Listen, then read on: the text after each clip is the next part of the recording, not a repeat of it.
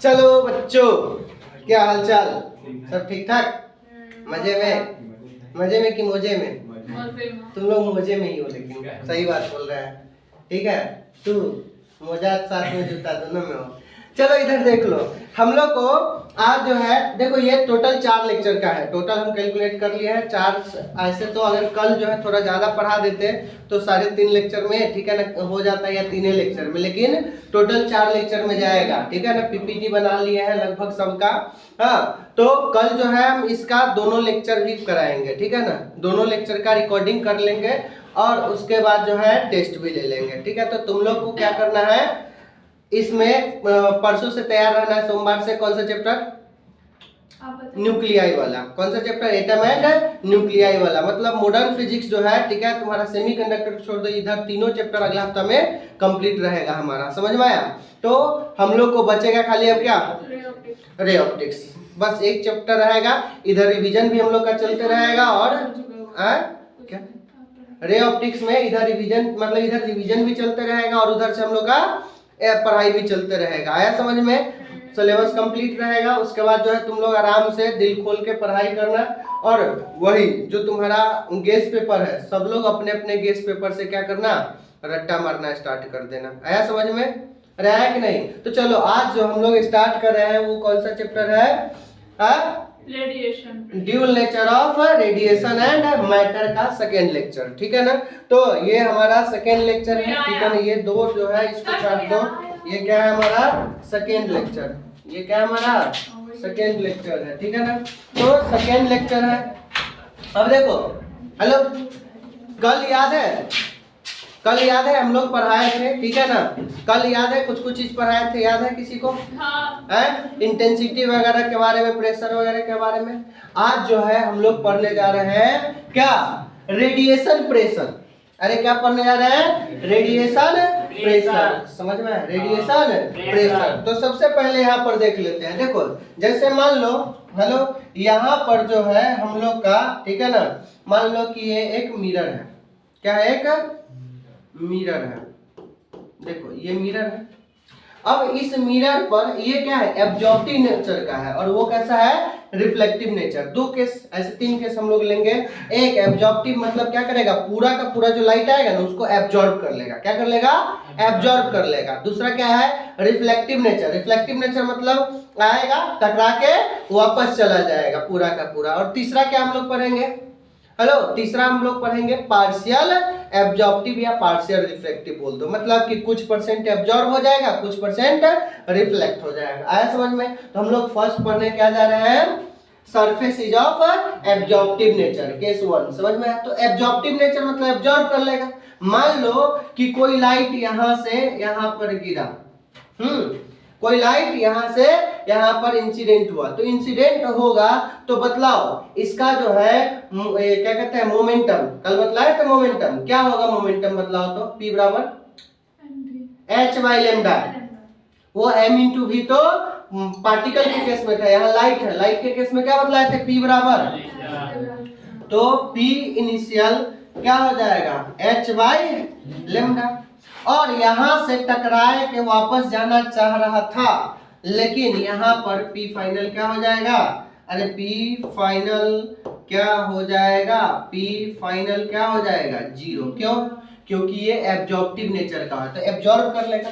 Absorb कर लेगा, इसका मतलब क्या हो गया कि फाइनल मोमेंटम 0, इनिशियल मोमेंटम क्या हो जाएगा? h by lambda. आया समझ में? तो अगर हम लोग को फोर्स निकालना है, क्या निकालना है? फोर्स। तो फोर्स क्या होता है? Change in momentum by change in time. अरे change in momentum by change in time. तो देखो, हम लोग को अगर फोर्स निकालना है तो फोर्स बराबर क्या होता है? Delta P by delta T. अरे क्या होता है? Delta P by delta T होता है। अब बतलाओ, डेल्टा पी मोमेंटम का चेंज, मोमेंटम का चेंज। अब बतलाओ तो मोमेंटम का चेंज कैसे निकालते हैं? P final minus P initial. अरे ऐसे ना निकालते हैं, तो फाइनल क्या है? 0 माइनस, और ये जो है इधर आ रहा है, हम लोग इधर की तरफ प्लस लेते तो ये क्या हो जाएगा? Minus h by lambda. अरे हुआ कि नहीं? अगर मान लो कि इधर को पॉजिटिव डायरेक्शन मान है तो इधर आ रहा है तो क्या हो जाएगा? निगेटिव में, तो क्या हो जाएगा? Minus h by lambda. तो फोर्स बराबर क्या आ जाएगा? सॉरी, और बट्टा में क्या हो जाएगा? डेल्टा टी, मान लो कि टी दिया हुआ है, क्या दिया हुआ है, टी दिया हुआ है, तो ये हमारा फोर्स हो जाएगा। तो बतलाओ तो यहाँ पर जब सोल्व करें माइनस माइनस प्लस, तो फोर्स बराबर क्या आ जाएगा बताओ तो, एच लेमडा बाय टी। अरे एच लेमडा बाय, ये एक रेडिएशन का होगा, बहुत सारा रेडिएशन होगा तो क्या हो जाएगा, N H lambda by T, मतलब N H by lambda T. समझ में आया? एन क्या है नंबर ऑफ फोटोन, यहाँ पर एच बाई लेमडा क्या है, एक फोटोन का, बहुत सारा फोटोन होगा तो यहाँ पे क्या हो जाएगा, एन से गुना हो जाएगा। समझ में आया? तो क्या हो जाएगा, N H by lambda into t हो जाएगा। आया समझ में? तो ये क्या हो गया हमारा फोर्स, क्या हो गया फोर्स। तो ये फोर्स का फॉर्मूला हो गया। अब बतलाओ, हेलो अब बतलाओ, बोलो अब बताओ, यहाँ पर प्रेशर बराबर, प्रेशर बराबर क्या मतलब, प्रेशर एक तो बतलाओ, प्रेशर बराबर क्या होता है, फोर्स पर यूनिट एरिया, ये मैकेनिक्स वाला फॉर्मूला। फोर्स बराबर क्या पढ़े हो, सॉरी प्रेशर बराबर force per unit area, force per unit area, तो फोर्स बराबर क्या हो जाएगा, प्रेशर इंटू एरिया। अरे प्रेशर इंटू एरिया, तो फोर्स बराबर हम लोग चाहे तो लिख सकते हैं क्या, प्रेशर इंटू एरिया। अब बतलाओ प्रेशर बराबर क्या होता है, यहाँ लाइट के केस में तो इंटेंसिटी बटा सी होता है, सी लाइट का स्पीड, प्रेशर यहाँ पर जो है पी क्या है, पी क्या है, हेलो यहाँ पर ये पी क्या है हमारा प्रेशर। तो प्रेशर बराबर क्या हो जाएगा, इंटेंसिटी बाई सी, तो यहाँ पर पी के यहाँ पर क्या रख दोगे, आई बाई सी। अरे क्या रख दोगे, आई बाई सी। तो बतलाओ तो यहाँ पर फोर्स बराबर क्या निकल के आएगा, बतलाओ, या तो n H by lambda into t, या क्या आ जाएगा, प्रेशर के यहाँ पर आई बाई सी रखो तो क्या हो जाएगा, I A by C, I A by सी होगा कि नहीं। अरे प्रेशर बराबर क्या हो जाएगा, फोर्स मतलब यहाँ पर आई आई मतलब आई बटा सी, तो एरिया के जगह पर एरिया, तो क्या हो जाएगा फोर्स बराबर, या तो n H by lambda into t कर दो, या आई ए बाई सी कर दो। आया समझ में? तो ये हमारा हो गया फोर्स का फॉर्मूला। नेक्स्ट है सरफेस इज रिफ्लेक्टिव। कैसा सरफेस है, रिफ्लेक्टिव, मतलब आएगा टकरा के वापस चला जाएगा। तो देखो सरफेस अगर रिफ्लेक्टिव होगा तो क्या होगा, देखो ये हमारा सरफेस है, ये मिरर है। अब बालक देखो इधर ये लाइट आया, लाइट आया तो इनिशियल मोमेंटम क्या हो जाएगा, एच बाई लेमडा, और हेलो जाएगा भी उसी से, तो पी फाइनल भी क्या हो जाएगा, एच बाई लेमडा। अरे होगा कि नहीं। अब फोर्स बराबर हम क्या बतला है, डेल्टा पी बाई, अरे delta P by delta T, मतलब फोर्स बराबर delta P final minus initial, final क्या है H by lambda, minus initial क्या है माइनस एच बाई लेमडा। देखो ना इसका डायरेक्शन इधर है, इधर को पॉजिटिव लिया इधर वाला नेगेटिव। समझ में आया? अब बट्टा में क्या हो जाएगा, डेल्टा टी के यहाँ पर टी हो जाएगा, तो फोर्स बराबर माइनस माइनस प्लस, तो एच बाई लेमडा क्या हो जाएगा, 2h by lambda into T होगा। अरे होगा कि नहीं। अब बतलाओ यहाँ पर 2h लेमडा बाई टी हो जाएगा, लेकिन हम क्या बतलाए, बहुत सारा अगर होगा तो n से क्या हो जाएगा, गुना हो जाएगा। तो क्या हो जाएगा यहाँ पर, हेलो यहाँ पर क्या हो जाएगा, फोर्स बराबर क्या निकल के आएगा बताओ, 2n h by lambda into T होगा कि नहीं रे। अब बतलाओ ये फोर्स निकल के, अब रे चीटिंग है, मारेगा पेन है कि चॉकलेट चुरा रही लोग, देख इधर। हाँ अब वही सेम चीज करेंगे, फोर्स बराबर क्या कर देंगे, प्रेशर इंटू एरिया। अरे फोर्स बराबर क्या कर देंगे, प्रेशर इंटू एरिया, और प्रेशर क्या हो जाएगा आई बाई सी, यहाँ पर क्या हो जाएगा, दो गुना है तो क्या हो जाएगा 2i बाई सी। अरे क्या हो जाएगा 2i बाई सी। तो यहाँ पर बतलाओ तो डायरेक्ट लिख दे, फोर्स बराबर या तो 2nh by lambda into t, या 2ia सी हो जाएगा कि नहीं। अरे होगा कि नहीं। तो ये जो नीचे में जो दोनों फार्मूला लिखे हैं, ये वाला और ये वाला, ये दोनों याद रखना जरूरी है। समझ में आया?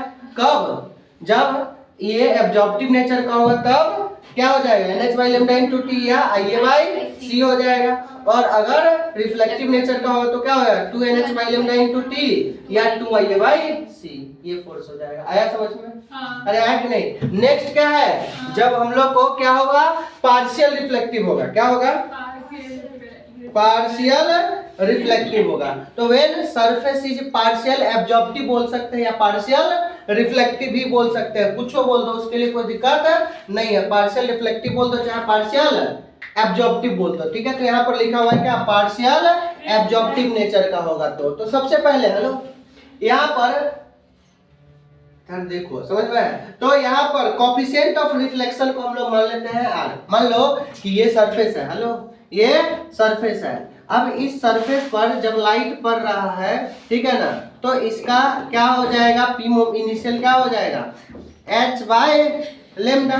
लेकिन ये जब जा रहा है पी फाइनल, तो पी फाइनल क्या हो जाएगा, कुछ घट जाएगा। क्यों, क्योंकि कुछ एब्जॉर्ब हो गया, कुछ रिफ्लेक्ट हो गया, समझ में आया। तो इसका रिफ्लेक्टिव कोफिशिएंट क्या मान लो, स्मॉल आर। क्या मान लो, स्मॉल आर मान लो, ठीक है ना। भैंसी गिरी तू लोग छोड़ दो रे बेटा, भैंसी ना ना तब भैंसी पूरा एग्जाम में बन जाओगे। तो hello h by lambda into क्या हो जाएगा, R. H by lambda into R. R क्या हो गया, तो if coefficient of reflection is equal to क्या मान लिए हैं, आर। क्या मान लिए हैं, आर। तो बतलाओ अगर फोर्स निकालेंगे, तो फोर्स निकालेंगे तो क्या हो जाएगा, यहाँ पर एच बाई लेमडा तो कॉमन आ जाएगा और अंदर में क्या बचेगा, 1 प्लस आर। तो फोर्स बराबर बतलाओ, तो क्या बतलाए हैं, क्या बतलाए हैं, अगर पार्शियल एब्जॉर्प्टिव होगा तो इसमें क्या हो जाएगा, एच बाई लेमडा कॉमन आ जाएगा। तो n H by lambda into t और अंदर में क्या बचेगा, 1 प्लस आर। या फोर्स बराबर हम लोग और क्या बतलाए थे, बतलाओ तो आई ए बाई सी बतलाए थे। तो यहाँ पर क्या हो जाएगा, I A by C into 1 plus R. ये आर क्या है हमारा, अरे आर क्या है हमारा, कोफिशिएंट ऑफ रिफ्लेक्शन दिया होगा, तब ये लगाएंगे। आया समझ में। तो क्या हो जाएगा, आई ए बाई, अरे क्या हो जाएगा, I A by C into 1 plus R कर दो, या N H by lambda into T into 1 plus R कर दो। आया समझ में। अब नेक्स्ट देखो ये क्वेश्चन है, बदलाव क्वेश्चन क्या कर रहा है, Light of wavelength 5000 angstrom incident over reflective surface at the rate of 10 to the power 28 photon every second, then find out force acting over surface. Force निकालना है, wavelength दिया हुआ है और rate दिया हुआ है। तो बताओ कैसे निकालेंगे, तो निकालो जल्दी निकालो, कॉपी खोलो। देखो क्या कह रहा है, if light of wavelength 5000 angstrom, wavelength मतलब लेमडा दिया हुआ है, कितना दिया हुआ है, 5000 एंगस्ट्रॉन दिया हुआ है। एंगस्ट्रॉन को पहले किसमें चेंज कर लो, मीटर में। तो सबका ऐसा यूनिट 5000 अगुने क्या हो जाएंगे, एंगस्ट्रॉन का 10 पावर माइनस 10 मीटर हो जाएगा। Incident over reflective surface at the rate of 10 power 28 photon. कितना फोटोन, 10 पावर 28 फोटोन, मतलब नंबर ऑफ फोटोन दिया हुआ है 10 के पावर 28, ठीक है। उसका बाद एवरी सेकेंड मतलब टाइम दिया हुआ है 1 सेकेंड। तो क्या पूछ रहा है, find force acting over a surface. समझ में आया। तो बतलाओ तो फोर्स का फॉर्मूला क्या बतला है, बतलाओ तो फोर्स बराबर क्या बतला है, 2NH बाई लेमडा टी बतलाए हैं। तब जब रिफ्लेक्टिव सरफेस होगा तब देखो इधर, हेलो रिफ्लेक्टिव सरफेस होगा तो क्या बतलाया है, 2NH by lambda into T. समझ में आया। और अगर क्या होगा हमारा एब्जॉर्प्टिव होगा तो सीधा NH लेमडा बाई मतलब NH by lambda into T होगा। तो यहाँ पर क्या है, रिफ्लेक्टिव सरफेस है, तो फोर्स का फॉर्मूला ये लगेगा, मतलब 2N के जगह पर 10 के पावर 28, H कितना हो जाएगा 6.62 into 10 power minus 34 joule second बटा लेमडा कितना हो जाएगा 5000 गुने 10 के पावर माइनस 10 गुने टाइम कितना है 1 सेकेंड। समझ में आया।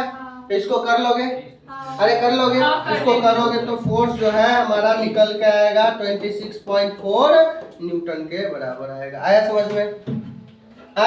नेक्स्ट क्वेश्चन तुम लोग करो। If in the previous question angle of incidence कितना दिया हुआ है 60 डिग्री। क्या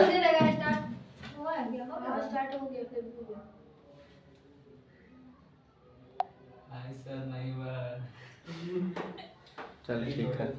और पीछे की तरफ से आगे भी पीछे यहाँ पे क्लिक कीजिए ना। ऐसे।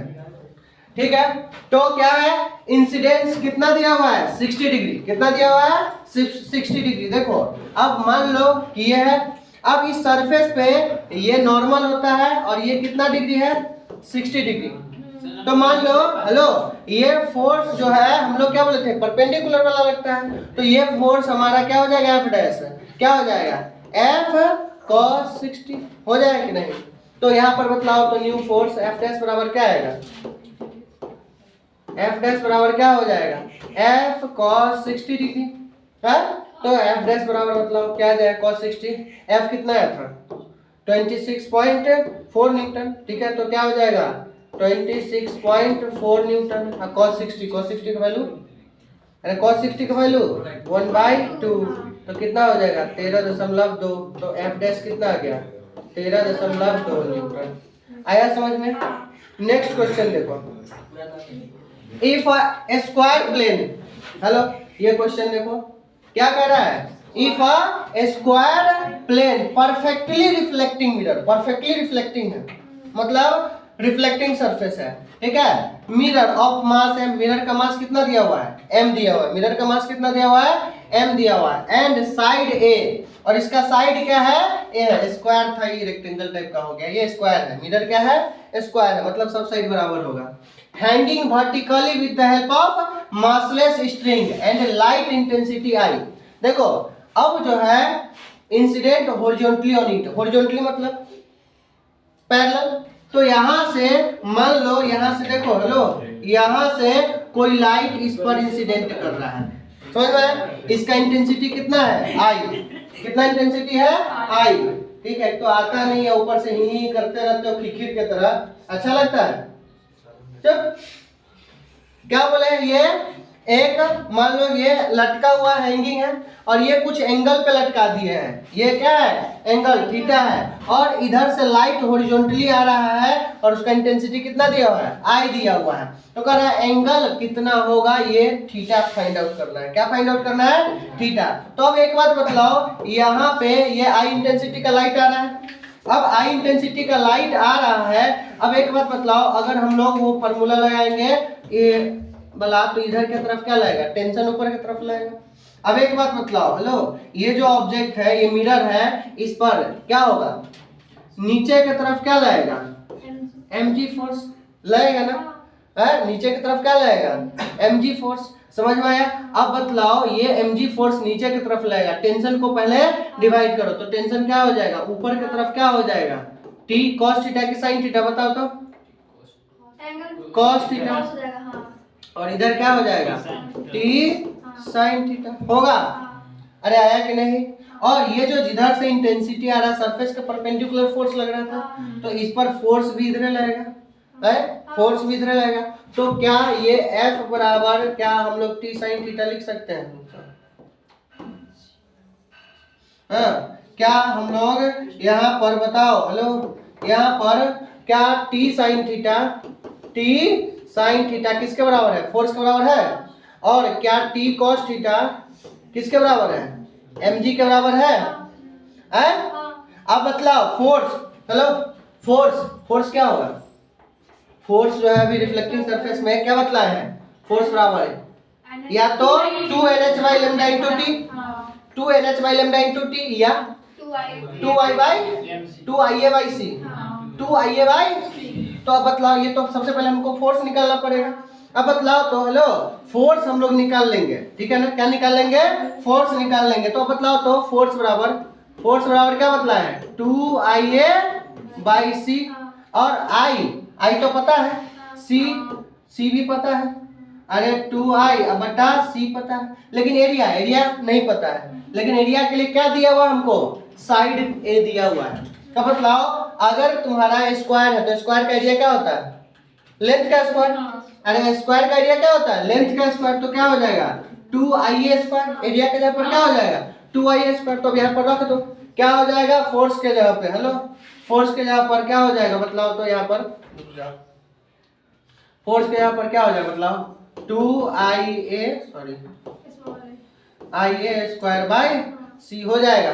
बतलाओ इस दोनों को, ये इक्वेशन 1 है ये इक्वेशन 2 है, दोनों को डिवाइड कर दो नाउ, ठीक है, इक्वेशन 1, ठीक है, डिवाइडेड बाय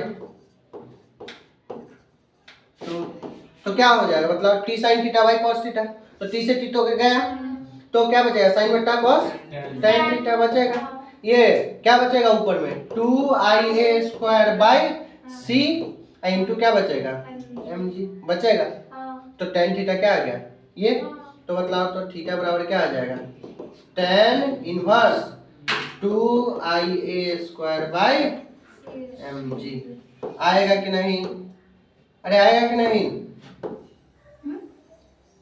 क्या हुआ, अरे ये थीटा खाली निकालना था, तो थीटा tan उधर जाएगा तो क्या tan इनवर्स नहीं हो जाएगा, कहाँ सी भी होगा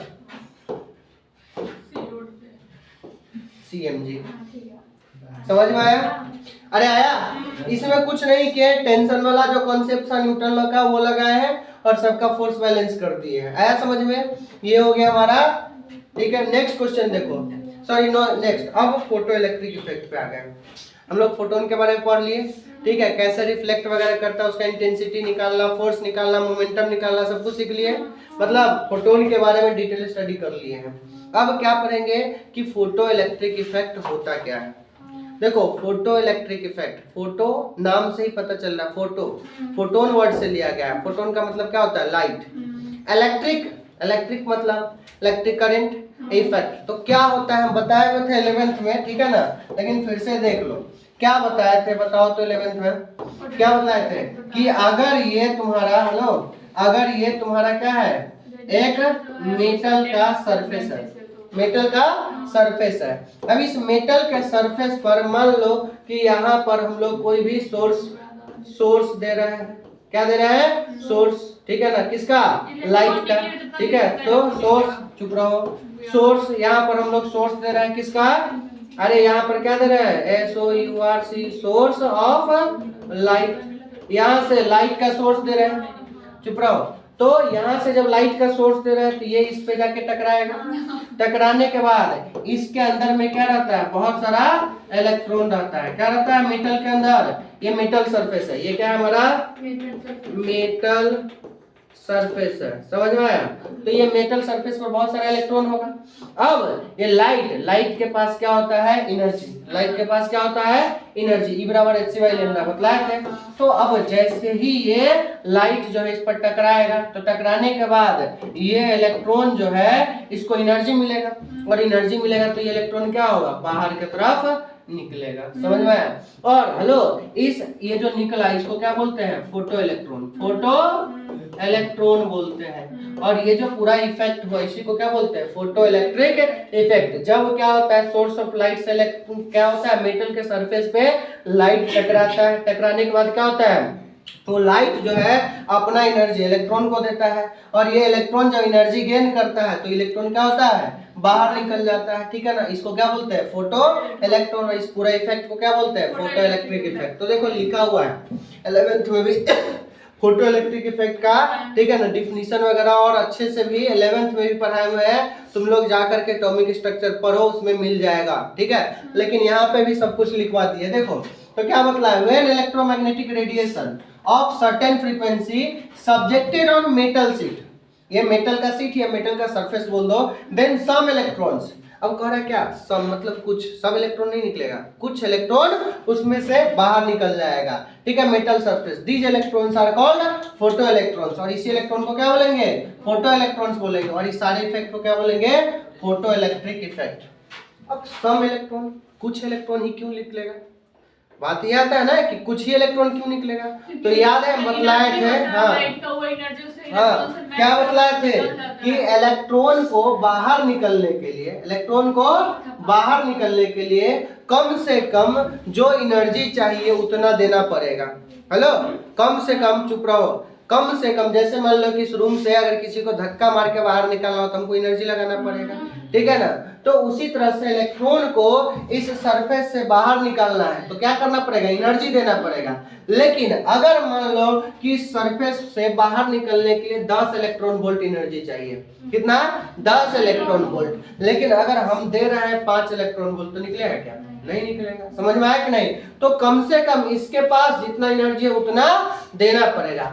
ज्यादा भी दे सकते हो लेकिन कम में नहीं होगा। हम लिखवा देंगे आगे condition of photo electric effect कि कम से कम जितना इसके पास है, ठीक है ना, एनर्जी उतना देना पड़ेगा। उससे ज्यादा दे दो लेकिन कम में बिल्कुल नहीं निकलेगा, और ज्यादा में भी निकल सकता है।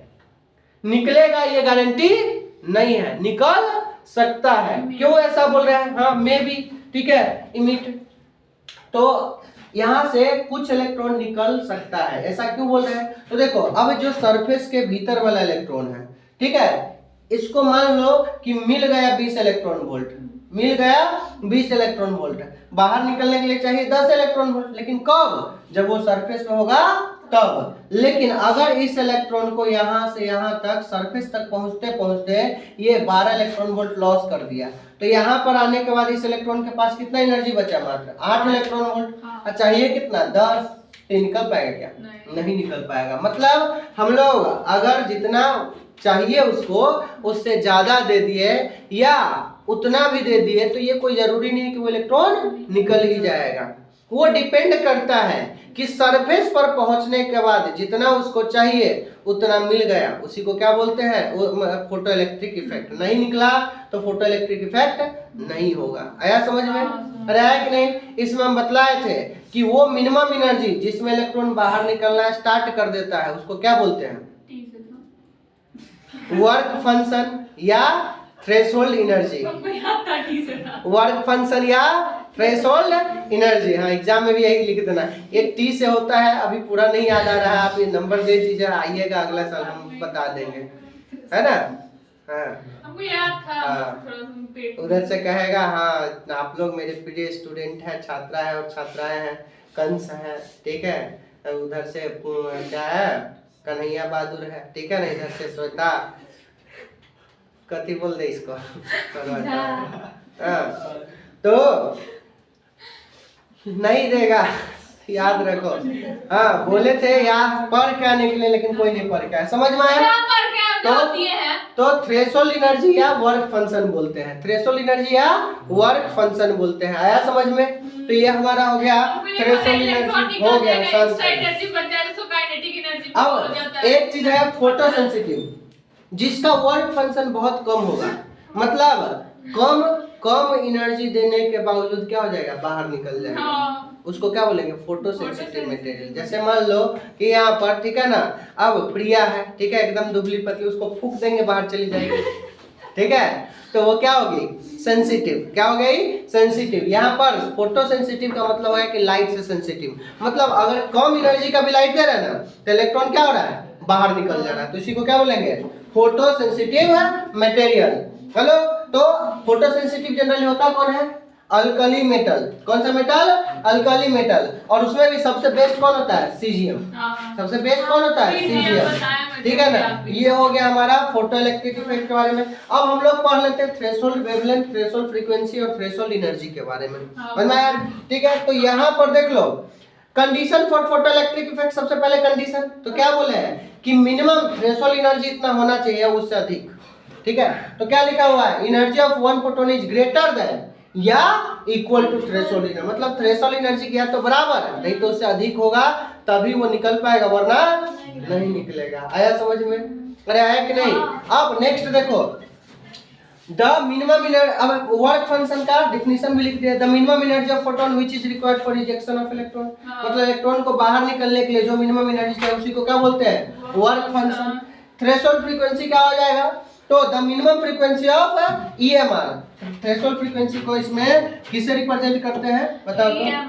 नहीं, थ्रेशोल्ड फ्रीक्वेंसी को किसे रिप्रेजेंट करते हैं, न्यू नॉट से। किसे रिप्रेजेंट करते हैं, न्यू नॉट से। तो मतलब यहाँ पर क्या हो जाएगा, threshold frequency, the minimum frequency of EMR which is required for ejection of electron, electromagnetic radiation. EMW, EMI, EMR पढ़ी लिए। इलेक्ट्रोमैग्नेटिक रेडिएशन ये हमारा क्या है, इलेक्ट्रोमैग्नेटिक रेडिएशन है, जिससे इलेक्ट्रॉन बाहर निकल जाए उसी को क्या बोलेंगे, थ्रेशोल्ड फ्रीक्वेंसी। तो बतलाओ यहाँ पर, हेलो, फाई बराबर क्या हो जाएगा, h into new not, hello, h into new not, ये क्या हो जाएगा हमारा, ये क्या हो जाएगा हमारा, फाई क्या है हमारा, वर्क फंक्शन है। अब बताओ तुम लोग, ठीक है, h क्या है, प्लैंक्स कांस्टेंट, ठीक है, जिसका वैल्यू कितना था, 6.16 × 10⁻34 जूल सेकंड है। न्यू नॉट क्या है, थ्रेशोल्ड फ्रीक्वेंसी। आया समझ में, अरे है कि नहीं। नेक्स्ट देख लो क्या है, थ्रेशोल्ड वेवलेंथ बताओ क्या हो जाएगा, द मैक्सिमम वेवलेंथ, क्यों, क्योंकि E बराबर hc बाई लैम्डा होता है, तो नीचे वाला ज्यादा तो ऊपर वाला कम, तो मैक्सिमम वेवलेंथ, वहां पर मिनिमम था, यहाँ पर मैक्सिमम है wavelength of EMR which is required for ejection of electron. तो क्या हो जाएगा यहाँ पर, फाई बराबर क्या हो जाएगा, hc बाई लैम्डा नॉट, यहाँ पर hc बाई लैम्डा नॉट। अब बतलाओ वाला, हेलो, फाई तो वर्क फंक्शन हो गया, यहाँ पर लैम्डा नॉट क्या हो जाएगा, थ्रेशोल्ड वेवलेंथ, थ्रेशोल्ड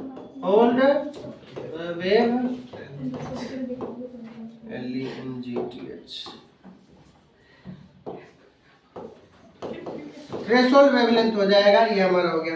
अब नेक्स्ट है, देखो आइंस्टीन का इक्वेशन। अरे एक बात बतलाओ, आइंस्टीन का इक्वेशन में क्या है, देखो ये क्या है हमारा, इधर देख, ये क्या है हमारा, ये मेटल का सरफेस है। अब इसमें से अगर ये लाइट कोई आएगा तो ये इलेक्ट्रॉन क्या होगा, बाहर निकलेगा। अब ये इलेक्ट्रॉन बाहर निकलेगा दो तरीका से, एक तो क्या होगा कि उतना ही एनर्जी मिला जितना से ये बाहर निकल जाए, तो ये क्या होगा, इससे जस्ट यहाँ पर बाहर निकल जाएगा, और क्या होगा, इसका एनर्जी जीरो होगा। क्या होगा, एनर्जी, बस एक बार खड़ा होके गेट के बाहर खड़ा है, अब मुंह क्या करा, समझ में आया। दूसरा, दिए लात घींच के कस के, समझ में आया। अब कस के लात मारेंगे तो क्या होगा, बाहर भी निकल जाएगा और दौड़ना भी स्टार्ट कर देगा, की करेंगे दे, हाँ। तो यहाँ से क्या होगा, ये बाहर भी निकल जाएगा और इसके पास क्या आ जाएगा, वेलोसिटी भी आ गया, और वेलोसिटी भी आ गया मतलब वो क्या हो गया, काइनेटिक एनर्जी में चेंज हो गया। हेलो, तो ये जो टोटल एनर्जी दिए हैं, हेलो, ये जो टोटल एनर्जी दिए हैं, ये किसमें चेंज हुआ, तो एक तो बाहर निकलने में मतलब वर्क फंक्शन में, और दूसरा क्या बचा, काइनेटिक एनर्जी में। तो टोटल एनर्जी क्या होता है, hc बाई लैम्डा या h न्यू है, और फाई तो बतला दिए, और काइनेटिक एनर्जी क्या हो जाएगा, अरे काइनेटिक एनर्जी क्या हो जाएगा, हाफ mv², अरे हाफ mv², सबको पता है। तो ये टोटल एनर्जी बराबर फाई प्लस काइनेटिक एनर्जी, ये रिलेशन कौन बताया था, आइंस्टीन, ठीक है, इसलिए इसको क्या बोलते हैं, आइंस्टीन इक्वेशन। समझ में आया, अरे है कि नहीं। तो इसी बात पे क्वेश्चन करो, चुप रहे, क्वेश्चन कर, क्लियर आएगा, नहीं आ रहा, फिर भी आ रहा है। आपका मुंह ऐसे काला लग रहा है। चलो काले हैं तो काले ही ना लगेंगे रे। चलो जल्दी बनाओ, क्वेश्चन बनाओ जल्दी, देख, चल देख वेल सब, इधर देख क्या कर रहा है, if light of wavelength 3000 angstrom, light का वेवलेंथ कितना है, 3000 एंगस्ट्रॉम, इंसिडेंटिंग ऑफ मेटेलिक सरफेस, मान लो ये मेटल का सरफेस है और यहाँ से लाइट आ रहा है, इस लाइट का वेवलेंथ क्या दिया हुआ है, lambda 3000 angstrom, surface of threshold wavelength, मतलब इसका वेवलेंथ दिया हुआ है लैम्डा नॉट, कितना दिया हुआ है, 4000 एंगस्ट्रॉम, 4000 एंगस्ट्रॉम दिया हुआ है। Then find out maximum kinetic, तो देखो लैम्डा दे चुका है कितना, 3000 एंगस्ट्रॉम, लैम्डा, ठीक है, नॉट दे चुका है कितना, 4000 एंगस्ट्रॉम। तो बतलाओ तो टोटल एनर्जी बराबर क्या होता है, 5 प्लस काइनेटिक एनर्जी, तो काइनेटिक एनर्जी निकालेंगे तो टोटल एनर्जी में से 5 हट जाएगा, टोटल एनर्जी में से 5, तो टोटल एनर्जी क्या होता है बताओ तो, टोटल तो टोटल एनर्जी क्या होता है बताओ तो,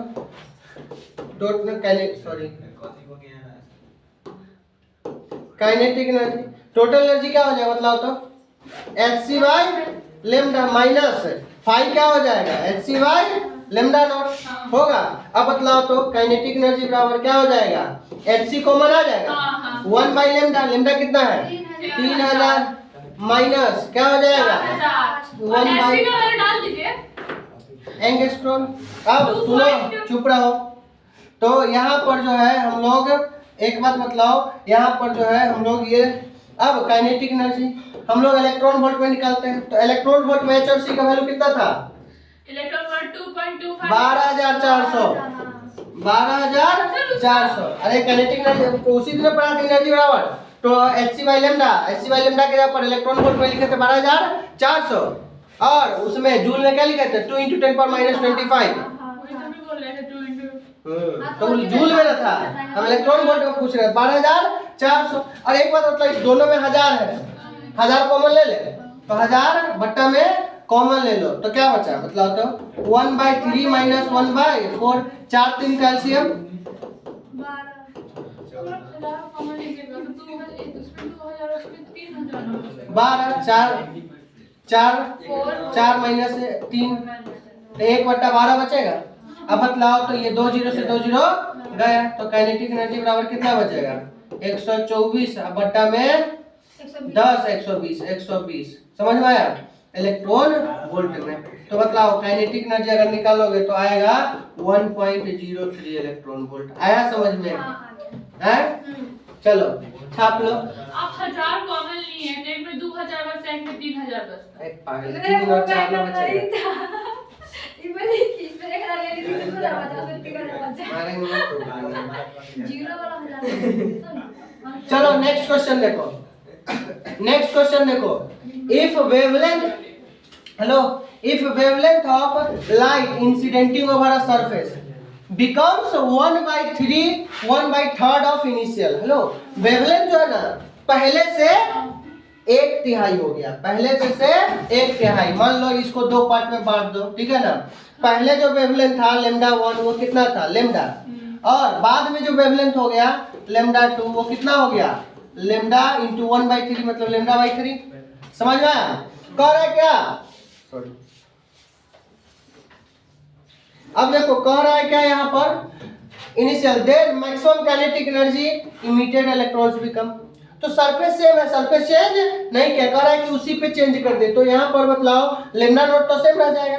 तो बतलाओ तो लेमडा नॉट अगर सेम रहेगा तो टोटल एनर्जी का फॉर्मूला बतलाओ क्या होता है 5 प्लस काइनेटिक एनर्जी। तो टोटल एनर्जी बराबर 1 बराबर 5 सेम है, काइनेटिक एनर्जी चेंज हो जाएगा, ठीक है। टोटल एनर्जी 2 बराबर क्या हो जाएगा 5 सेम रहेगा, काहे कि मेटल सरफेस चेंज नहीं किया, खाली वेवलेंथ चेंज किया है। तो क्या हो जाएगा काइनेटिक एनर्जी 2, टोटल एनर्जी 1 कितना है hc by lambda, hc by lambda बराबर 5 प्लस ke1। इसका टोटल एनर्जी 2 क्या हो जाएगा तो hc बाई लेमडा बाई 3 मतलब 3। तो क्या हो जाएगा बताओ तो 5 प्लस ke2। अब बतलाओ तो यहाँ से क्या hc बाई लेमडा बराबर 5 प्लस ke2 अब बट्टा में 3 लिख सकते हैं पूरा। समझ में? ये इक्वेशन 1 मान लो, ये इक्वेशन 2 मान लो। तो इक्वेशन 1 बराबर इक्वेशन 2 कर दो। तो इक्वेशन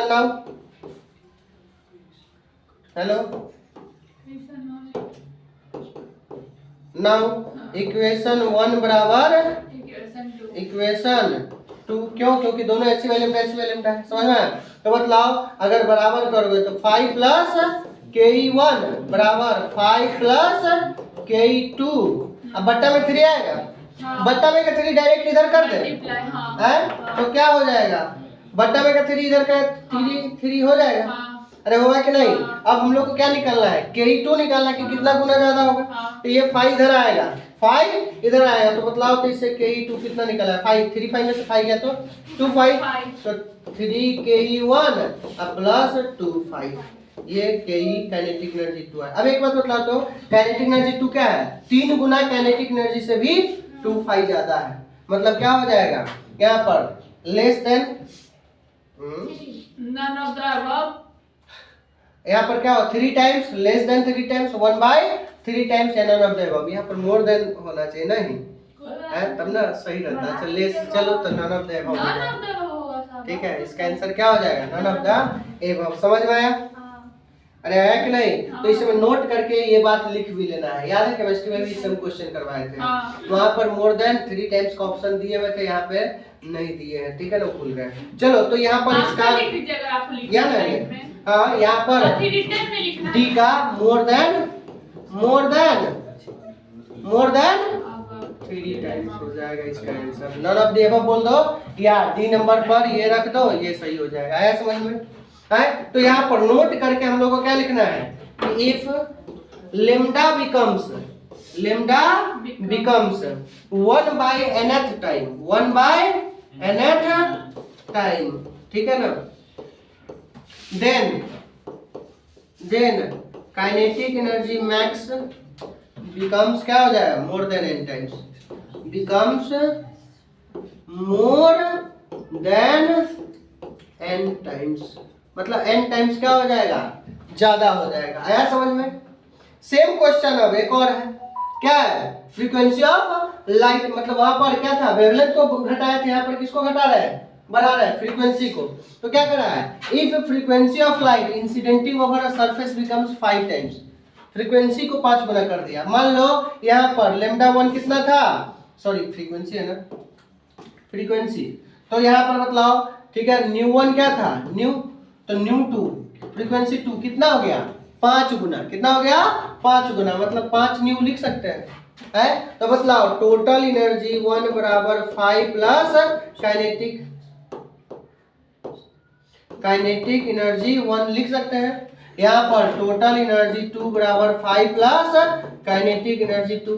अब 5 प्लस यहाँ पर काइनेटिक एनर्जी इसलिए लिख रहे हैं क्योंकि 5 दोनों का सेम है। वर्क फंक्शन क्या है, मेटल का प्रॉपर्टीज होता है। वर्क फंक्शन तभी चेंज होगा जब मेटल चेंज हो जाएगा। आया समझ में? तो यहाँ पर क्या हो जाएगा, मतलब टोटल एनर्जी 1 क्या हो जाएगा, मतलब तो क्या हो जाएगा h इंटू न्यू बराबर क्या हो जाएगा 5 प्लस ke1, इसका टोटल एनर्जी 2 क्या है h इंटू न्यू 2 बराबर 5 न्यू, मतलब 5 h न्यू बराबर 5 h न्यू बराबर क्या हो जाएगा बताओ तो 5 प्लस ke2। अब 5 इधर जाएगा तो h न्यू बराबर क्या लिख सकते हैं हम लोग 5 प्लस